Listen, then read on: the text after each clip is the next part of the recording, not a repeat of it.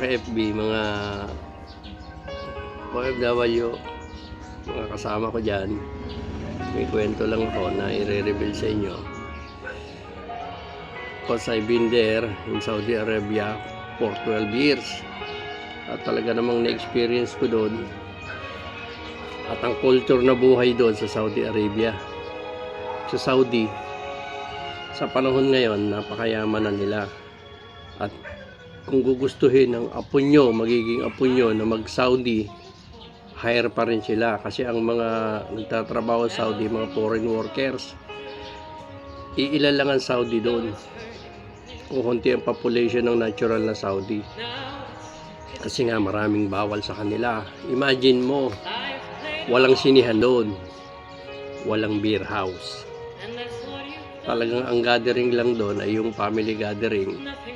Ilang ang celebration nila doon, mamasyal sa mall. Kaya limitado yung tao nila doon.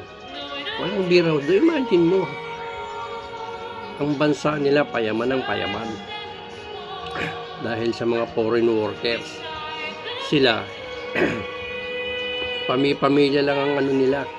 Bibili sa pamilya nito ng asawa, saka kanilang, kumbaga sa atin, kumbaga ipilyido, isang ipilyido o isang ano, sila lang nagpapalitan ng bilihan doon. Bibili ng ama para doon sa anak. Kaya limitado yung kanilang ano doon, population doon. Pag wala kang pera doon, hindi ka makakapag-asawa doon. Kailangan kang ibili ng ama mo ng asawa. Before na ibili ka ng ano doon, asawa mo, kailangan may bahay at may kotse ka. Tapos pambili pa doon sa babae. Kaya tatlo yan, bibilihin mo yan. Kaya limitado ang ano nila. Pagdami ng natural na tao ng Saudi Arabia. Yun lang muna mga OFW, mga ka-FB. Marami akong i-reveal sa inyo. Okay.